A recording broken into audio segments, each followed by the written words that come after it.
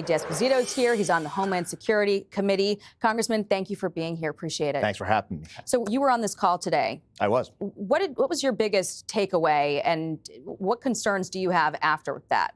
So I think what really scares me the most is obviously that we've seen chaos across the world. And I think that that chaos has led to resurgence of terrorist organizations, specifically ones like ISIS. And now we need to focus right here in the United States of America to make sure that we are kept safe, whether these are homegrown violent extremists or these are individuals that are being cultivated by ISIS to do harm to the United States of America. We need to make sure that we have every resource necessary to keep Americans safe. Are you concerned about inauguration, given what we've seen? I think that we should be concerned about our everyday lives. I think that homegrown extremists and the fact that we are seeing resurgence of groups like ISIS who want to cause harm to the American people, we are on the world stage. And over the next few weeks, there are going to be events that everyone is going to be watching.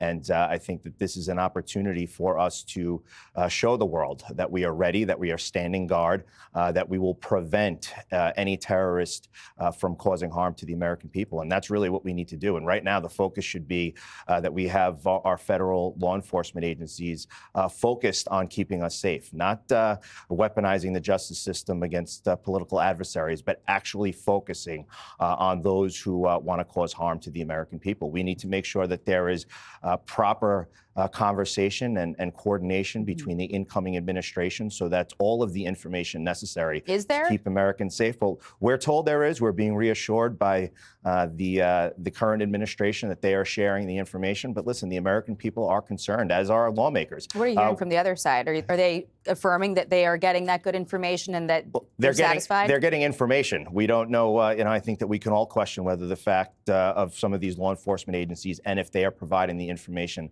that is actually accurate and factual. Were you satisfied with the answers that you got on that call today in terms of the level of, I guess, scrutiny that's been on? I mean, the fact that this individual involved in the New Orleans attack was not on the FBI radar. Your colleague, Congresswoman Marjorie Taylor Greene, said that was very concerning to her.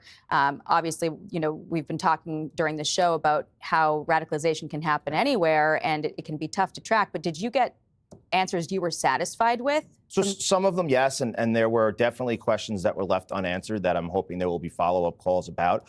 I think one of the things that concerned me the most was the fact that there were 5 videos put up on Facebook by the individual in the New Orleans attack. The first one was pledging his allegiance to ISIS. The second was talking about, the fact that I guess he was willing to give his life, and then other videos as well that were removed by Facebook. And I think that timeline is critically important.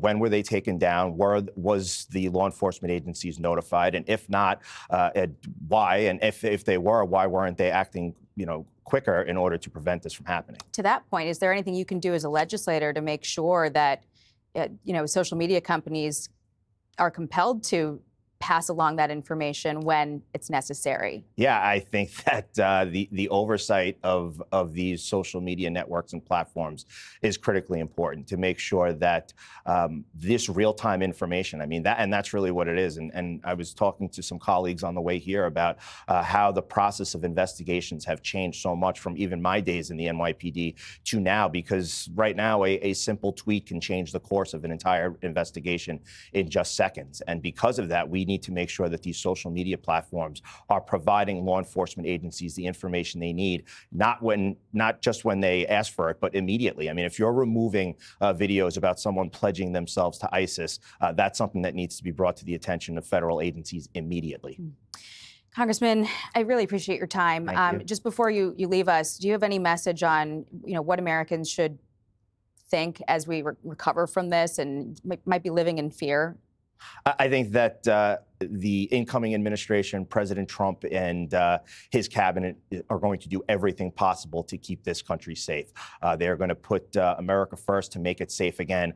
And I think we need to stand together. And that old adage, if you see something, say something, is more important now than ever. Congressman D'Esposito, appreciate your time. Thank you so much. Appreciate it.